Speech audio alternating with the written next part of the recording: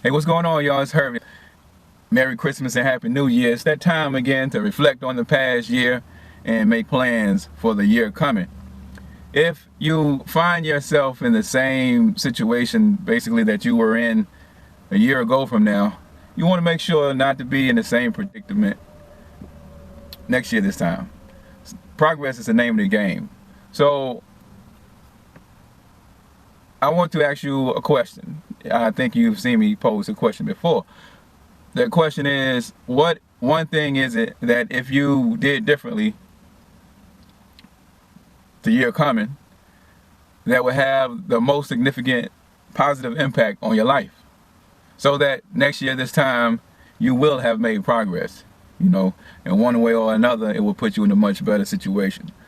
What one thing is it that if you did differently this coming year, that thing that if you focus on would make a major positive impact on your life?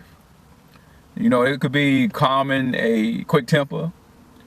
A lot of times if a person has a quick temper, then they react immediately to circumstances or the dispatcher or the significant other. I mean, somebody else might even be wrong or whatever, but still, if you just fly off and respond, it can potentially make the situation worse. So a quick temper is definitely something you want to be more in control of. Whether it's just the normal, excuse me, I meant to cut that off. But whether it's the normal common problems or situations that people would like to change, like losing weight, stop smoking, stuff like that. Sometimes people decide not to take on the challenges of making those changes, those dramatic improvements in lifestyles, because it can seem like a huge challenge to take. And some people are risk adverse. They don't like the idea of failing, or the idea of other people criticizing them for making changes, especially if you got people around you that are doing some of the things that you're trying to get away from. Some people can end up, what got into you, and putting you down basically because you're trying to make some positive changes. Don't let stuff like that influence you, keep you from doing things that you already know yourself that you want to change in order to improve your life. Go for it, and don't let failure stop you from making an attempt.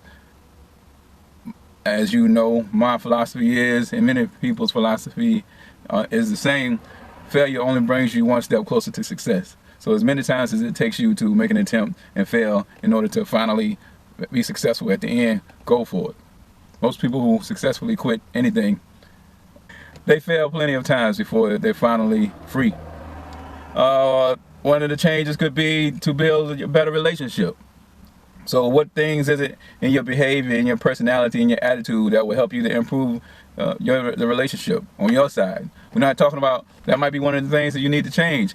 I always find myself saying what the other person needs to do. You can't control what the other person does. You might be able to influence it indirectly by doing what you can do to enhance the relationship on your side.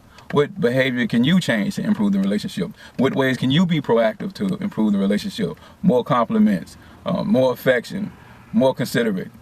See things from the other person's point of view, instead of assuming your way of looking at it is always the right way or the only way to see it. What about handling your money in a better way? A lot of drivers I talk to having issues of making their payments at the end of the month, and I ask them, well, have you ever written down what you are spending in the truck stop on a daily basis? At least for a week, but better for a whole month.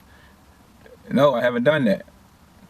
If you do that, it could give you a lot of insight on where the money is going. Because when you're looking at the total amount of your checks for 4 weeks, and you're figuring that I should have enough to cover my bills, but you're coming up at the end of the month not being able to cover the bills, and you don't know where the money went, that's the only way you're going to find out where the money went. Because it's hard to be mindful of it and keep track of it in your mind from day to day. You're spending it on things that's unplanned. So write down every expenditure. But getting control of your finances, that could have a powerful positive effect, because you're going to have less stress, you're going to feel more in control, and you're going to feel like you're actually out there on the road working for a reason, instead of all of your money being depleted without you even knowing what's happening to it. What about better investment of your free time. A lot of people waste time. There's nothing wrong with having fun and winding down, but if every minute of your free time is spent doing something that's non-productive, watching television, playing video games on social networks, and it's all for entertainment or recreation, I would advise you to spend some of that time in a way that it is an investment into you, whether it's reading material that's going to assist you in personal development, reading material that's going to help you with some other things that you want to get better at. It might be better at maintaining a relationship. It might be in financial independence, or time management, or money management. So you can spend some of your time, invest some of your time in exposing yourself to material related in areas where you know that you're weak in. So that's an investment in time. You know, invested in contacting your family, as opposed to being on watching video games, playing video games, or watching television so much. So all of these are areas where you can pick a specific activity, have a specific goal, something that you're going to do differently, so that the situation is much better the next year this time. You know, and when you correct or improve in these areas, then you know it's really going to build you up as a person, and it's going to spill over into your attitude, your behavior, your personality, beyond probably than what you originally intended to.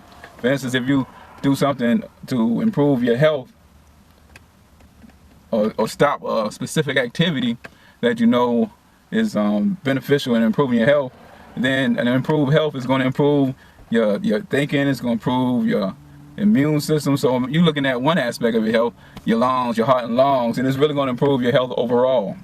You know, if you look at something that's going to improve your relationship, it's going to help your relationship with that person, but you're going to learn techniques and a way of thinking that's going to spill over into other relationships with your dispatcher, with other people you meet, and it's going to be beneficial. You're talking about having less stress on an ongoing basis, which again goes back to your health. But you see, all of these little things, and that's why anything that you do to improve, it enhances your life overall anyway, because all things are connected, you know. So that's it. I don't want to talk you to death. I will be back, make a few videos in January, but for now, you guys have a Merry Christmas and a Happy New Year. Be safe on the road, and I hope that you are able to make it home. But if you can't make it home, make sure you call, let people know you're thinking about them, and make the best of the situation to the extent that you can. Don't dwell on the fact that you're not home. Think about ways that you could make the best out of the situation in spite of the fact that you're not at home. All right? Talk to y'all later. Peace.